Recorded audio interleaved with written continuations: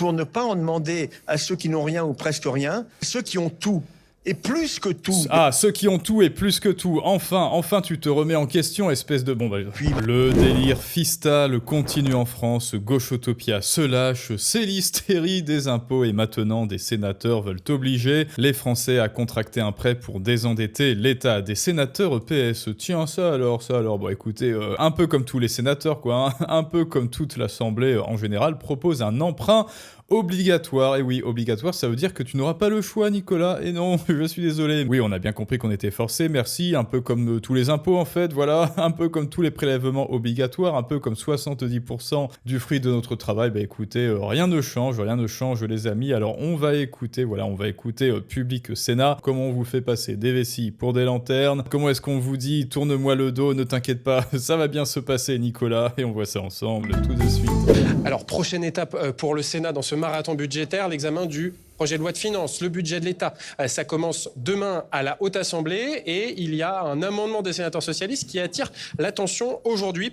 Vous proposez de mettre en place un prêt obligatoire pour les personnes les plus aisées de ce pays, un prêt à l'État qui pourrait rapporter... Alors, les personnes les plus aisées de ce pays, ça veut dire vous. Hein. Rappelez-vous que vous êtes riche à partir de 4 000 ou 4 500 nets par mois en France. Rappelez-vous que dès lors que vous avez un petit morceau d'immobilier, un petit appartement hérité de la tante de Tati Daniel, et ben vous êtes un méchant riche. À partir du moment où vous avez de l'argent sur votre compte, sur un PEA, etc., vous êtes un sale riche. Donc en fait, les personnes aisées, c'est vous. Hein, voilà, c'est vous. Et même si c'est les personnes les plus aisées, et ben rappelez-vous, hein, ruissellement en France, ruissellement des impôts, ça va un jour arriver chez les classes moyennes, bien sûr, et ensuite, ce sera tout le monde, et ce sera généralisé pour toujours financer qui?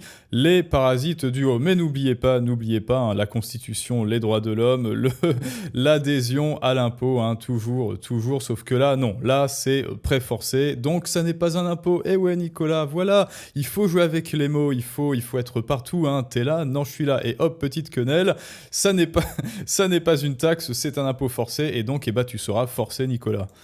Une recette provisoire de 6 milliards d'euros pour les... Au minimum. 6 milliards d'euros minimum pour les finances publiques.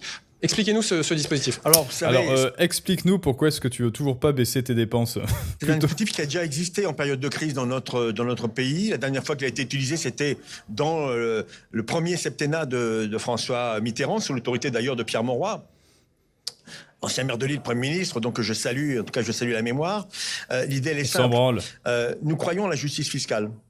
Et il faut donc que Nous croyons en la justice fiscale. Nous ne parlons absolument jamais de baisser les dépenses des sénateurs de l'Assemblée, en fait, de l'État, de ce système obèse nourri par les géodiettes de nos taxes en général, mais nous croyons en la justice fiscale. Et en fait, justice fiscale, bien sûr, c'est du maquillage, c'est un voile pudique pour dire « on va t'enfiler, Nicolas ». Rappelle-toi, justice fiscale, ça veut dire « tu vas rasquer ».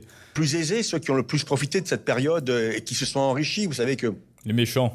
Les 500 familles les plus riches de France ont vu doubler leur capital en 10 ans, en moins de 10 ans dans ce pays. Donc je présume que Anne Hidalgo sera contrainte, que Anne Hidalgo et tous les députés et tous les maires de Paris et tous les sénateurs, du coup, hein, j'ose espérer que tous les sénateurs seront contraints de contracter un prêt obligatoire. Non, mais par plusieurs outils, dont celui-là, il faut qu'ils puissent contribuer à l'effort de solidarité nationale. Un tout petit effort pour ces familles, c'est 0,05% des foyers fiscaux qui seraient concernés. C'est toujours pareil, un tout petit effort, s'il vous plaît. On vous a pris 70% de votre belle part de tarte. Vous savez, cet enfant obèse, hop, il met les mains comme ça, ses grosses mains sales, parce qu'il ne sait pas laver les mains sur l'État, cet obèse grassouillé avec une petite casquette, avec une hélice, parce qu'il est un peu con et qu'il s'en fout. Il s'en fout de l'art sartorial de Hugo Jacomet. Hop, il plante ses mains, il fout ses mains dans votre belle part de tarte du fruit de votre travail et il engloutit les 3/4. Voilà, il engloutit les 3/4, il en a rien à foutre. Et après, au revoir, il s'en va comme ça sans même me laisser d'adresse, comme dirait le grand philosophe. Mais, il revient malgré tout parce qu'il a encore faim et il dit, allez, s'il vous plaît, encore un petit effort.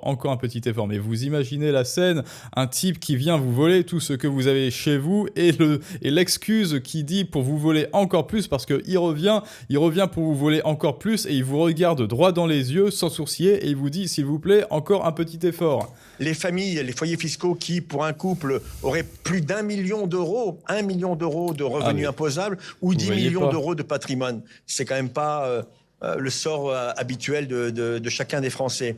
Et donc l'idée, ce serait de leur demander de contribuer à cet emprunt et ils ne seraient pas rémunérés. C'est-à-dire que les intérêts ne seraient pas payés. C'est le moyen pour l'État de financer ses politiques publiques à bon prix. Si alors qu'on voit le Premier ministre Sébastien Lecornu qui arrive actuellement au Sénat avec Jean-François Husson, d'ailleurs le rapporteur du budget au Sénat. Mais justement sur cette idée de prêt obligatoire des plus riches, Patrick Kanner, qu'est-ce que vous dites au gouvernement qui estime que ce n'est pas une bonne solution et à la droite sénatoriale qui pourrait rejeter définitivement le dispositif? Eh ben moi j'ai un truc à vous dire et c'est une petite référence que j'ai redécouvert. Alors écoutez, on va se le passer. Sale pute! T'es une pute, et ta mère était une pute, et sa mère était une pute, et ton père qui faisait le tapin sur les aires d'autoroute, c'était aussi une pute. Voilà, je voulais juste vous partager cette référence. Alors, toute ressemblance avec les décisions des sénateurs serait complètement fortuite. Alors, ça n'a rien à voir, ça n'a rien à voir. C'était une petite pause récréative, bien sûr, mais reprenons le sujet, bien évidemment. La droite sénatoriale est toujours dans son carcan qui le dit on ne touche pas aux plus aisés. Moi, ma boussole, la boussole des socialistes... C'est pas qu'on ne touche pas aux plus aisés, on ne touche plus aux Français, ta mère. Pardon, les petits mots orduriers, je suis désolé, c'est vraiment, on ne touche plus aux Français, qu'ils soient au SMIC ou qu'ils gagnent, oh mon Dieu, le gros méchant, oh là là, il a travaillé des cents et des mille, ou alors même qu'ils soient héritiers, il y en a marre aussi de toucher à l'héritage. Bon, moi j'ai touché 0, voilà. Donc, pour ceux qui disent, ouh là là, Nicolas, tu es un héritier, je le sais, je le sens, je l'ai vu dans mon Palantir, non. Moi j'ai commencé la vie avec pas 0, mais moins quelque chose. Donc ta mère aussi, voilà, en référence à la référence. Mais il y en a marre de toucher aux fruits du travail des Français. Ça suffit maintenant, regardez-vous dans la glace, buvez votre propre médecine, l'œil et la poutre, et baissez vos putains de dépenses et arrêtez de prendre des petits déjeuners avec Gros Larcher. Au Sénat, Faites un effort, les sénateurs, un petit effort. Protéger les plus modestes. On ne veut pas que les plus modestes payent les erreurs budgétaires qui ont été commises depuis 8 ans dans ce pays. Donc, évidemment, pure démagogie. En demandant un effort aux plus fortunés. Voilà, chacun, si vous voulez, dans sa philosophie, c'est même pas l'idéologie, c'est dans sa philosophie, sa conception de la société. Demander un effort... Sa conception de la société, c'est d'inventer toujours plus de taxes. Ah non, pardon, c'est pas des taxes, c'est des prêts, mais toujours plus de contraintes fiscales. C'est ça sa philosophie. Sa philosophie, c'est je suis un tax artiste, j'invente des narratifs, je fais mon petit storytelling pour toujours, hop là, telle une petite anguille bien glissante, bien huileuse, toujours passer entre les mailles du filet pour toujours continuer d'avoir mon train de vie de millionnaire à moi, parce que oui, ne vous inquiétez pas que Gérard Larcher et ses collègues et lui-même, bien sûr, sénateur du PS, ils ont des trains de vie de millionnaires qui au juste dans la société a le droit à une cantine dédiée, je sais pas quoi, la 4 étoiles, qui a le droit à un logement de fonction, qui a le droit à une voiture de fonction, qui a le droit à une retraite dorée, qui a pas un millionnaire justement, sauf que là c'est de l'argent public et donc c'est vous qui payez son train de vie, et il ose dire ça, il ose avoir ce train de vie et ensuite dire aux millionnaires du privé, donc aux millionnaires qui ont mérité leur argent en construisant des business et des entreprises, il leur demande de faire des efforts pour que lui il continue de se gaver dessus. Ceux qui ont tout et plus que tout. Ah, ceux qui ont tout et plus que tout. Enfin, tu te remets en question, espèce de... Depuis maintenant 8 ans, pour ne pas en demander à ceux qui n'ont rien ou presque rien, voilà, c'est un choix de société et je l'assume. À quelles conditions? Ah, enfin, tu vas baisser tes dépenses, monsieur qui a tout et presque tout. Les socialistes pourraient s'abstenir sur ce projet de loi de finances, sur ce budget de l'État, parce que c'est la condition pour qu'il soit adopté par le Parlement. Les socialistes et leurs partenaires, communistes et Verts aussi, on le sait bien.